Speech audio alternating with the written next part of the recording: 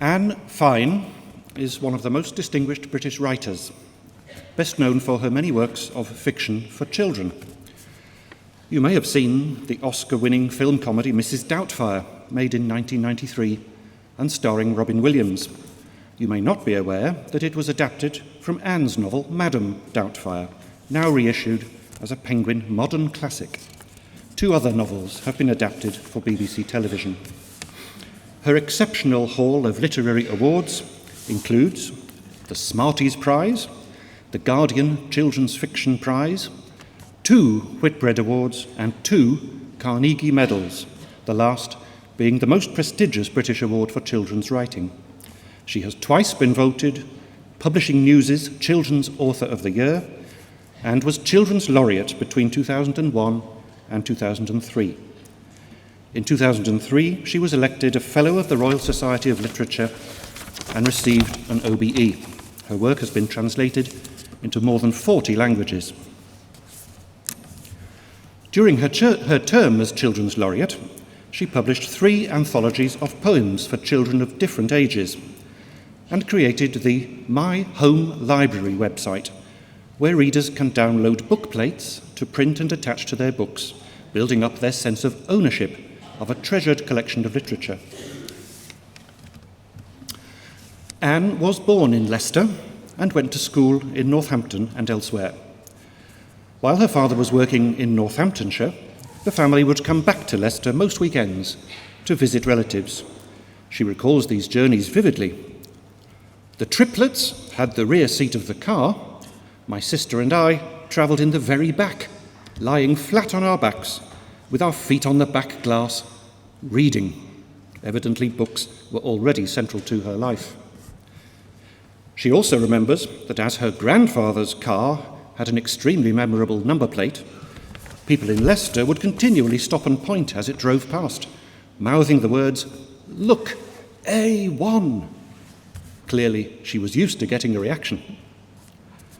After A-levels in languages and history, Anne studied history and politics at university.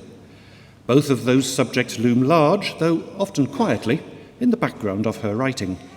Later, she was briefly a schoolteacher, then lived in Oxford, Scotland and America. More recently, she has settled in the northeast of England. At the age of 24, she started writing a novel on impulse, one day when she was stuck at home in a snowstorm with a baby daughter and couldn't get to the library to change her books. Since then, she has hardly stopped. She has written for readers of all ages, and her work is so versatile it is difficult to sum up, though it is always lucid and extremely accessible. Many of her books are meant to make us think about social issues and family relationships. Others tap a rich vein of comedy. Here are a few examples. Younger readers may know Diary of a Killer Cat, which shows how your pet will get the better of you in the end, especially when you kid yourself that you know what he's thinking. Perhaps you've read On Planet Fruitcake, which shows how children's deep philosophical curiosity can outrun a teacher who tries to rein them in until she is defeated and admits she was wrong.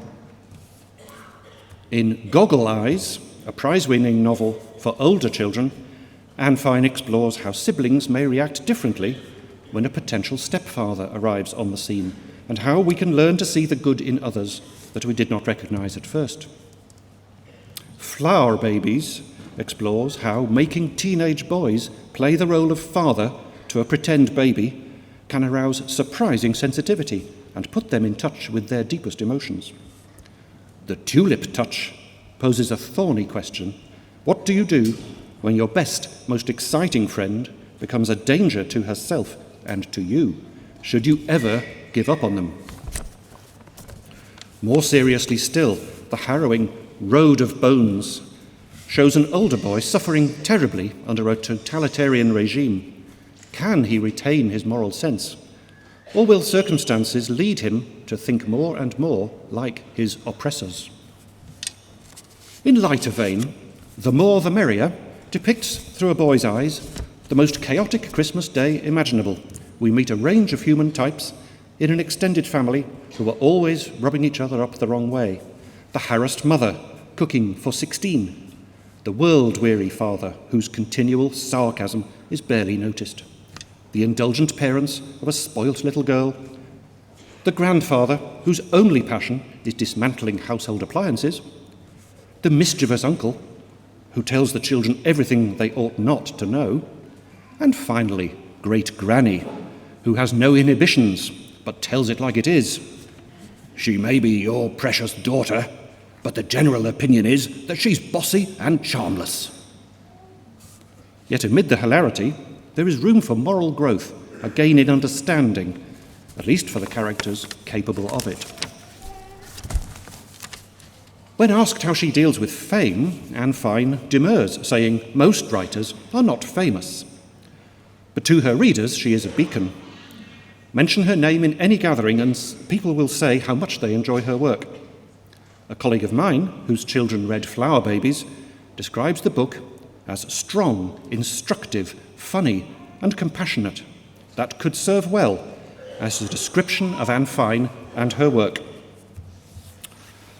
Mr. Chancellor, on the recommendation of the Council and the Senate, I present Anne Fine that you may confer upon her the honorary degree of Doctor of Letters. Well done, Anne. Congratulations. That is super, super. No, it really is. You're good fun. That's amazing.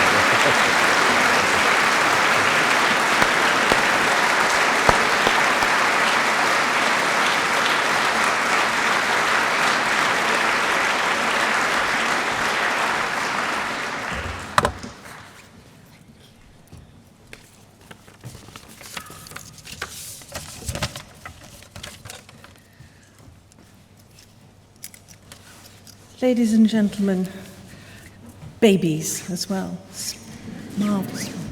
I want to start by thanking you all for the very great honour of this award.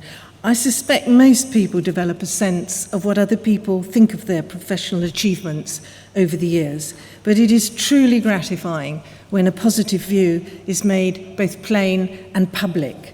And it's a particular pleasure for me that we're all here today in the city in which I was born and spent so much of my childhood. So I would like to thank the University of Leicester most sincerely for giving me this doctorate today. I hung my academic hat back on the peg very firmly indeed after getting my undergraduate degree. And so in contrast with so many of you here today, I get the pleasure of this honour without, it seems to me, doing so much of a smidgen of real work.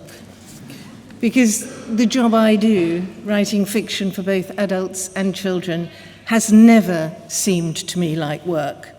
Light years ago, when I was back in school, Miss Willis swept into class one day, flapping a timetable.